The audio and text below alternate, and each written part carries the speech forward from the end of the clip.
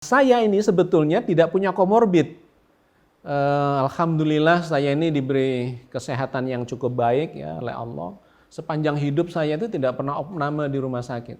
Tidak ada sakit-sakit yang serius ya, diabetes enggak, jantung enggak, paru enggak, ginjal enggak, liver enggak. Paling-paling sakit saya flu ya, kemudian mungkin salah makan ya, ada gangguan pencernaan dan semacam itu yang tidak sangat serius.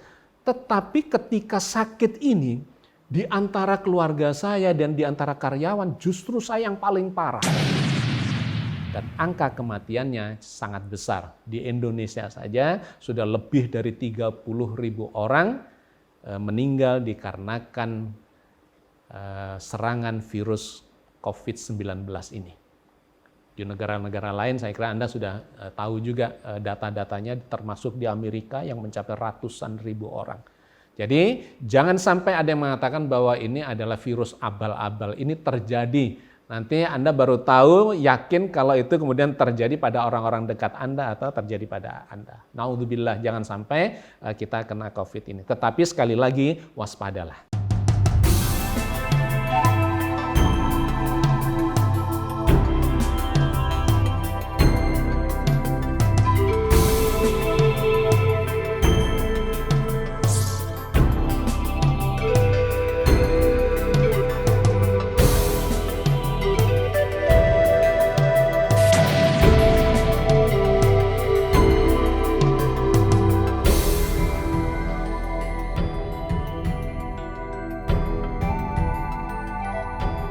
Assalamualaikum warahmatullahi wabarakatuh.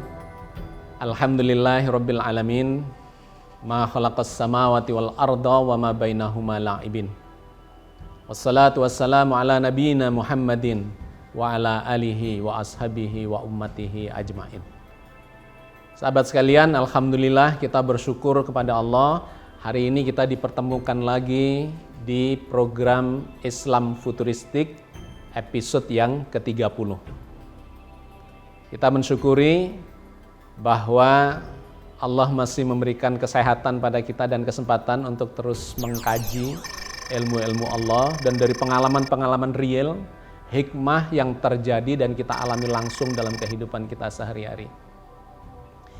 Hari ini kita akan melanjutkan kajian kita tentang pengalaman saya terpapar atau terserang COVID-19, ya, terserang virus COVID-19, di mana saya kemudian dirawat di rumah sakit selama 14 hari. Banyak pelajaran yang terkandung di dalamnya yang akan kita kaji selama beberapa episode ke depan. Kita sudah memulainya di episode yang lalu, bagaimana awalnya saya terpapar oleh COVID-19 itu. Sahabat sekalian, hari ini kita akan melanjutkan, ya, tetapi terlebih dahulu saya akan memberikan penekanan pada episode yang lalu dan sekaligus memberikan progresnya. Sebagaimana telah saya sampaikan di episode yang lalu bahwa saya tertular COVID-19 itu sesungguhnya dari orang dekat saja. Dan ini menjadi poin penting dari kajian kita kali ini, bahwa ternyata potensi menularnya COVID itu sesungguhnya tidak jauh di sana, tetapi dari orang-orang dekat kita. Yang karena kita merasa itu orang dekat, maka kita kemudian menjadi kurang waspada. Jadi di episode yang lalu telah saya jelaskan bahwa di antara kami awalnya ada yang terpapar COVID itu dan kemudian masuk ke rumah sakit, ya. Di awalnya dia merasa ada peningkatan suhu tubuh, demam, ditambah lagi kemudian ada batuk-batuk dan kemudian kehilangan indera penciumannya dan kemudian kehilangan indera perasanya. Nah, dengan gejala yang muncul seperti itu, maka itu sesungguhnya sudah jelas-jelas positif dia terpapar COVID.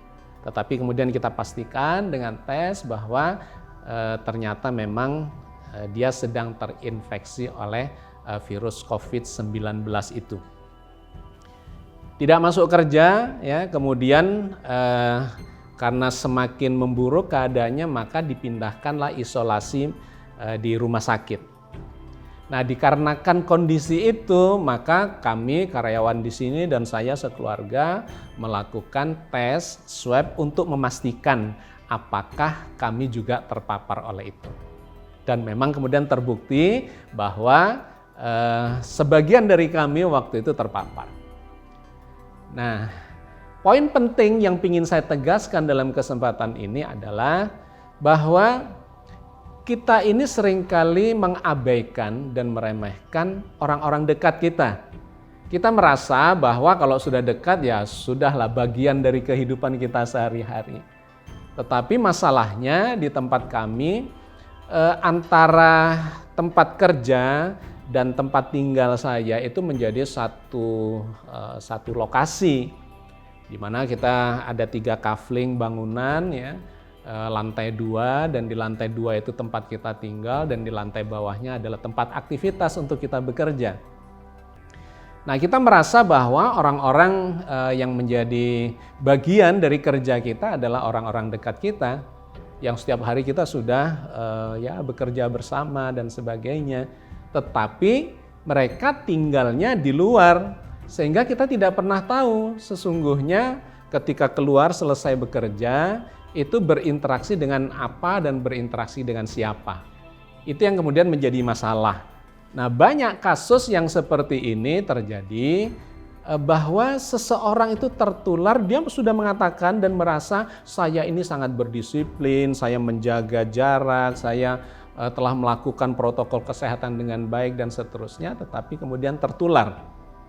Nah, dari siapa? Ada seorang kawan keluarganya ternyata dari asisten rumah tangganya. Kenapa? Karena dialah yang kadang keluar untuk misalnya belanja di pasar misalnya. Atau dari tukang belanjaan yang datang dan sebagainya.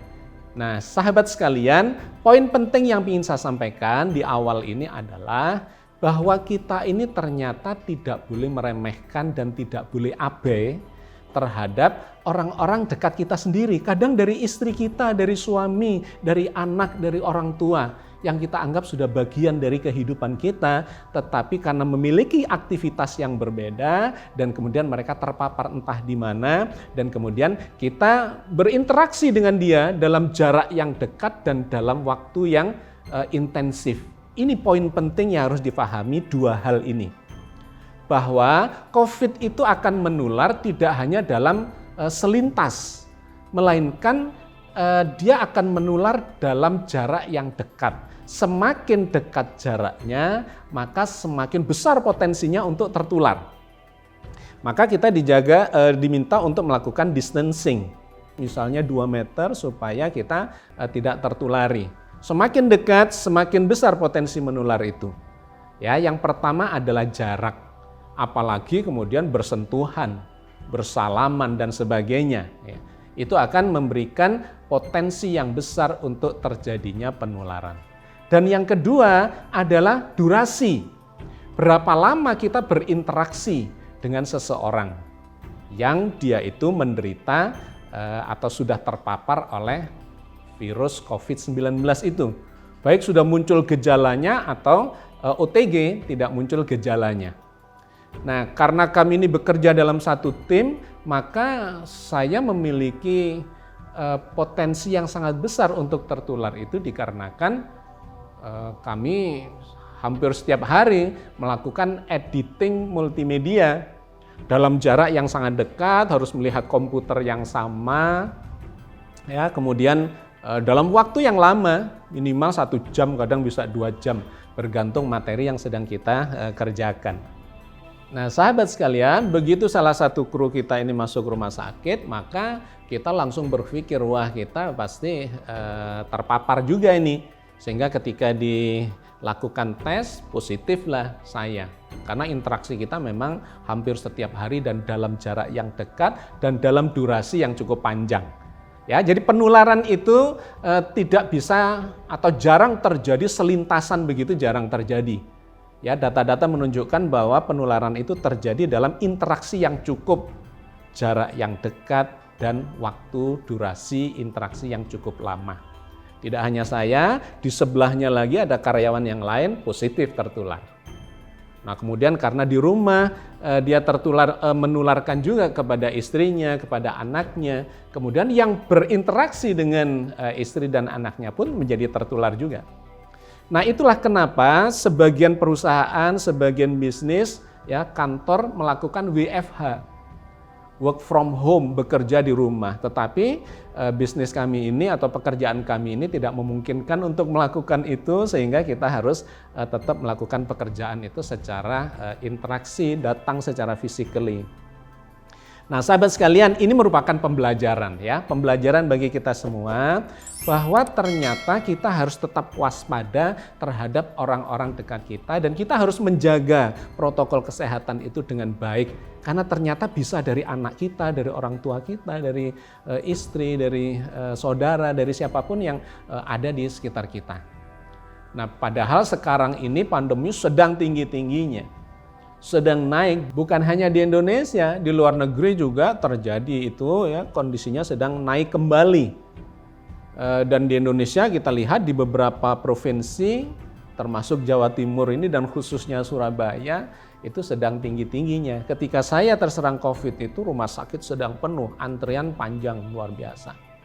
Ya, jadi sahabat sekalian, poin penting yang ingin saya sampaikan adalah mari kita bangun kewaspadaan, karena ternyata pandemi ini masih berjalan dalam kecepatan dan dalam penularan yang sangat tinggi. Dan jangan abai terhadap orang-orang di sekitar kita. Kita tetap harus menjaga jarak dan menjaga interaksi itu, dan kemudian tetap waspada menjalankan protokol kesehatan. Ya, jadi itu poin yang pertama. Poin yang kedua yang ingin saya sampaikan kepada sahabat sekalian, ternyata COVID itu muncul pada seorang yang diserang, ya, oleh virus COVID itu gejalanya berbeda-beda. Gejalanya berbeda-beda, sangat bergantung pada keadaan orang itu dan kemudian kondisi kesehatannya, imunitasnya, apakah dia membawa komorbid, ya, ada penyakit-penyakit lain dan sebagainya dan sebagainya.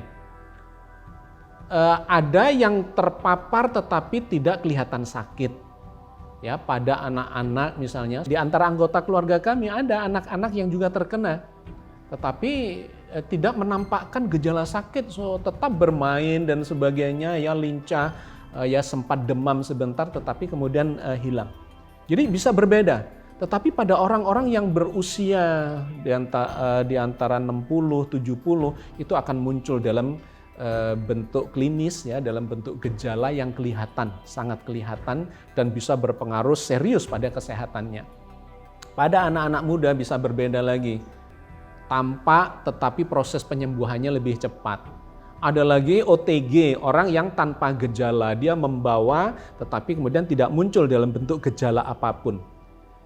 Jadi poin penting yang ingin saya sampaikan adalah bahwa setiap kita itu memiliki respon, reaksi yang berbeda pada serangan penyakit itu, pada virus COVID-19 itu. Nah, saya ini sebetulnya tidak punya komorbid. Alhamdulillah saya ini diberi kesehatan yang cukup baik, ya, oleh Allah. Sepanjang hidup saya itu tidak pernah opname di rumah sakit. Tidak ada sakit-sakit yang serius, ya, diabetes enggak, jantung enggak, paru enggak, ginjal enggak, liver enggak. Paling-paling sakit saya flu, ya, kemudian mungkin salah makan, ya, ada gangguan pencernaan dan semacam itu yang tidak sangat serius. Tetapi ketika sakit ini di antara keluarga saya dan di antara karyawan, justru saya yang paling parah. Padahal saya ini makan terjaga, ya, olahraga ya cukup baik, relatif cukup baik. Pada usia saya yang 57, saya hampir setiap pagi itu jalan, ya, sekitar 5 kilometer hampir setiap pagi. Masih ditambah ada olahraga, permainan misalnya pingpong dan sebagainya, cukup baik. Ditambah lagi puasa, ya. Cukup baik, sesungguhnya kita mencoba menjaga kesehatan kita. Tetapi pada saat terserang virus ini, saya dalam kondisi yang paling fatal, paling parah dan terancam, ya, nanti masuk ke ICU, kritis antara hidup dan mati. Akan kita bahas di episode yang lain. Tetapi dalam poin kesempatan kali ini saya ingin menyampaikan bahwa Setiap orang itu memiliki potensi untuk terpapar COVID-19 ini dan efeknya berbeda-beda. Hati-hati. Kita tidak bisa berkaca pada seseorang yang sudah terkena COVID secara langsung karena ternyata yang terjadi itu bisa berbeda. Pada seseorang, oh ternyata dia biasa-biasa saja, ya, tidak muncul gejalanya. Oh cuman kehilangan indera penciumannya, ya penginderaan terhadap aroma dan penginderaan terhadap rasa misalnya. Ada yang cuman demam-demam, ada yang sakit kepala dan seterusnya. Tetapi bisa terjadi pada seseorang dan itu terjadi pada saya, itu mengancam sampai gagal nafas, sampai kemungkinan gagal multi organ dan kemudian sampai terancam perdarahan di seluruh organ-organ dalam tubuh kita. Sahabat sekalian, jadi yang kedua ini saya ingin berpesan kepada kita semua, berhati-hati jangan sampai kena COVID-19 karena efeknya kita tidak tahu. Ini adalah virus yang sangat aneh karena memiliki variasi yang luar biasa, ya respon yang luar biasa, dan gejala-gejala yang muncul itu sangat beragam, bervariasi, terjadi dalam skala yang sangat luas dan ujung-ujungnya bisa mengancam pada kematian. Dan angka kematiannya sangat besar. Di Indonesia saja sudah lebih dari 30.000 orang meninggal dikarenakan serangan virus COVID-19 ini. Di negara-negara lain saya kira Anda sudah tahu juga data-datanya, termasuk di Amerika yang mencapai ratusan ribu orang. Jadi jangan sampai ada yang mengatakan bahwa ini adalah virus abal-abal. Ini terjadi. Nanti Anda baru tahu, yakin kalau itu kemudian terjadi pada orang-orang dekat Anda atau terjadi pada Anda. Naudzubillah, jangan sampai kita kena COVID ini. Tetapi sekali lagi waspadalah. Oke, sahabat sekalian. Maka apa yang terjadi pada saya ketika saya kemudian dibawa ke rumah sakit itu? Yang pertama kali diperiksa adalah paru-paru saya dengan menggunakan CT scan. Kenapa yang diperiksa adalah paru-paru saya? Karena pada saat saya datang ke rumah sakit itu masuk IGD, keluhan yang terbesar yang mengkhawatirkan adalah nafas saya yang sesak dan tersengal-sengal. Itu adalah serangan khas dari COVID-19, menyerang sistem pernafasan. Maka saya dimasukkan ke IGD itu dan kemudian masuk ke ruang CT scan dan kemudian dilakukanlah pemeriksaan terhadap kualitas paru-paru saya. Dan positif, paru-paru saya mengalami pneumonia. Apa itu pneumonia?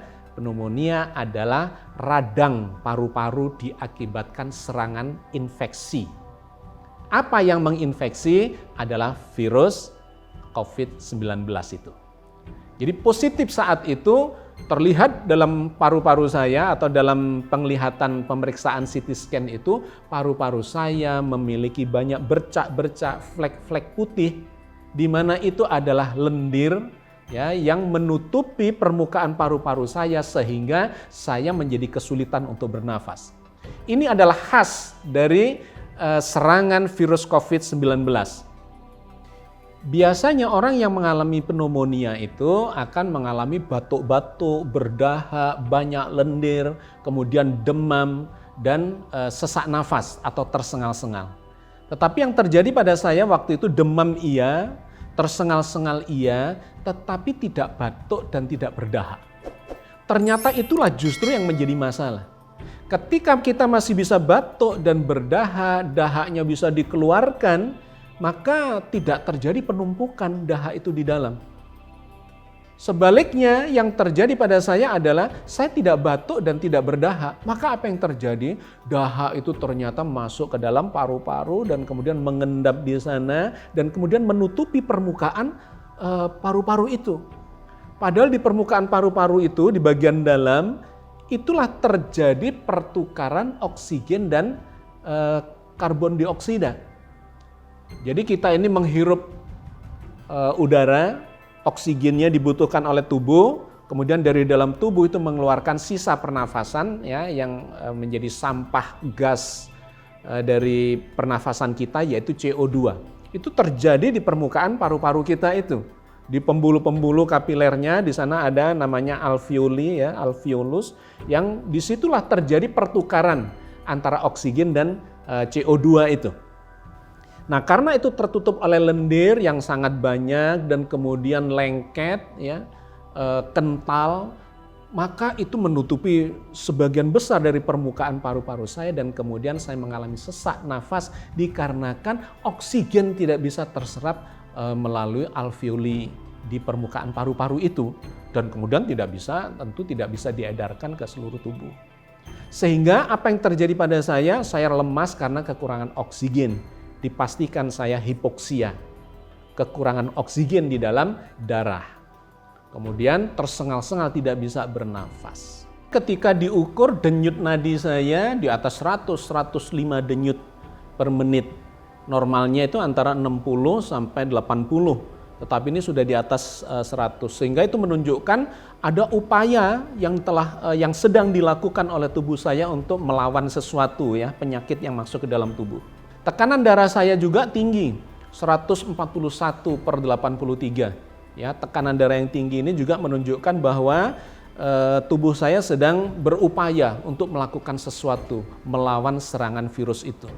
Dan yang lebih penting lagi ada satu indikator kesehatan yang disebut sebagai CRP, C-reaction protein. Ya, ini sebuah protein atau sejenis protein yang diproduksi oleh liver untuk memberikan tanda bahwa tubuh ini sedang mengalami serangan infeksi dari luar, bisa bakteri, bisa virus dan sebagainya. Nah, angka CRP ini ternyata sangat tinggi. Seharusnya itu cuma 1 atau di bawah 1. Pada saya pada waktu itu ternyata 89,32. Itu menunjukkan bahwa sedang terjadi peradangan dan serangan infeksi yang sangat serius di dalam tubuh saya. Jadi sahabat sekalian, di hari pertama masuk rumah sakit itu di IGD itu sudah terlihat bahwa saya memang sedang mengalami serangan infeksi yang sangat serius dari COVID-19. Secara pencitraan menggunakan CT scan kelihatan bahwa paru-paru saya terlapisi oleh bercak-bercak putih sehingga saya sulit bernafas. Jumlah oksigen di dalam darah saya juga sangat rendah. Saturasi oksigen saya juga rendah di bawah 90. Kemudian tekanan darah saya sedang tinggi, denyutnya tinggi. Dan CRP-nya, ya, tanda keradangan ternyata sangat tinggi. Jadi sudah sangat jelas bahwa saya positif sedang terinfeksi oleh virus COVID-19, disebut sebagai fase revolving, di mana sedang infeksius menyerang tubuh saya dan pada saat itu kalau saya dekat dengan seseorang maka gampang menularkan. Maka diputuskan saya masuk ke ruang IRNA untuk melakukan pemeriksaan lebih jauh, darah lengkap saya dan seterusnya yang nanti akan kita ceritakan, kita bahas pada episode yang selanjutnya. Tetapi sudah pasti bahwa saat itu saya sedang terkena serangan, ya, infeksi virus COVID-19 karena data-data atau parameter kesehatan telah menunjukkan data yang sangat jelas bahwa saya sedang mengalami infeksi dari virus COVID-19 itu. Maka sebagai pertolongan pertama kemudian saya segera dibawa ke ruang rawat inap dan diberi bantuan pernafasan, ya, menggunakan oksigen. Karena pada waktu itu saya mengalami sesak nafas, hipoksia, kekurangan oksigen di dalam darah, ya, tersengal-sengal, sehingga kalau ini tidak terselamatkan itu bisa mengalami gagal nafas. Kemudian rumah sakit memutuskan untuk membentuk tim dokter karena melihat kondisi saya yang serius dan kritis itu. Tim dokter itu terdiri dari 8 orang, diketuai oleh Profesor Dr. Nasronuddin. Beliau adalah internis sekaligus direktur dari Rumah Sakit Universitas Erlangga yang kebetulan kenal baik dan sahabat. Beliau adalah pembaca buku-buku saya. Kemudian para anggotanya adalah para spesialis di berbagai bidang, yaitu 1. Dr. Alfian Nur Roshid, spesialis penyakit paru. Ini dibutuhkan karena serangan yang sangat serius pada penderita COVID-19 itu adalah pada organ paru. Yang kedua adalah Dr. Pepi, spesialis mikrobiologi, karena terkait dengan agen penyebab infeksi sehingga butuh penelitian dan pengamatan terhadap apa penyebab dari infeksi itu. Yang ketiga adalah Dr. Fuad spesialis patologi klinis, di mana spesialis patologi klinis ini bertugas untuk mendiagnosis secara klinis dari sakit, infeksi yang sedang diderita dan keparahannya, ya, tingkat keparahannya seperti apa. Yang keempat adalah Dr. Brihastami spesialis psikiatri, dibutuhkan untuk mengatasi atau masuk dalam tim ini dikarenakan biasanya para penderita COVID-19 itu mengalami kecemasan dikarenakan berbagai hal, ya, dan tingkat keparahan yang terjadi pada si penderita. Yang kelima adalah Dr. Anggraini spesialis radiologi, di mana dia dibutuhkan untuk melakukan deteksi melalui pencitraan baik melalui ronsen maupun melalui CT scan dan sebagainya. Kemudian yang keenam adalah Dr. Anna Surgian Veterini, spesialis anestesi, bersama dengan Dr. Luki Andrianto yang juga spesialis anestesi, di mana mereka melakukan atau bertugas mengatasi kenyerian ya, dan bersifat sedatif atau kedaruratan di ICU terkait dengan pemberian pertolongan darurat, ya. Nah, sahabat sekalian, kalau kita melihat dari tim yang dibentuk ini, maka kita bisa melihat betapa sebetulnya apa yang saya alami itu sesungguhnya cukup kritis, ya. Dan nanti akan kita lihat pada episode yang selanjutnya, ternyata memang kemudian saya tidak cukup hanya dirawat di ruang perawatan, ya, ruang IRNA, instalasi rawat inap, melainkan kemudian harus dipindahkan ke ruang perawatan yang intensif, yaitu ICU, Intensive Care Unit. Bagaimana kondisinya sehingga saya harus dipindahkan ke ICU itu, kita akan kaji, kita akan bahas di episode yang selanjutnya. Saya kira saya cukupkan sampai di sini dulu, ya, sebagai gambaran bahwa COVID-19 ini nyata adanya, jangan diremehkan. Dan justru karena ketidakwaspadaan kita lah kadang-kadang yang menyebabkan kita ini kemudian tertular oleh COVID itu. Dan ternyata itu seringkali datang dari orang-orang yang ada di dekat kita. Karena itu kita tetap harus waspada, tetap menjalankan protokol kesehatan dengan baik, ya. Jangan meremehkan karena ini bisa terjadi pada siapapun dan pada kondisi apapun. Seakan-akan kita ini sehat, sudah jaga makanan, sudah olahraga, sudah segala macam. Tetapi kalau Allah menghendaki untuk menguji kita dengan virus yang sedang pandemi, ya, di seluruh dunia ini, maka kita akan mendapatkan ujian itu, dan itu tidak mudah untuk melewatinya. Anda akan melihat betapa beratnya menghadapi COVID-19 ini.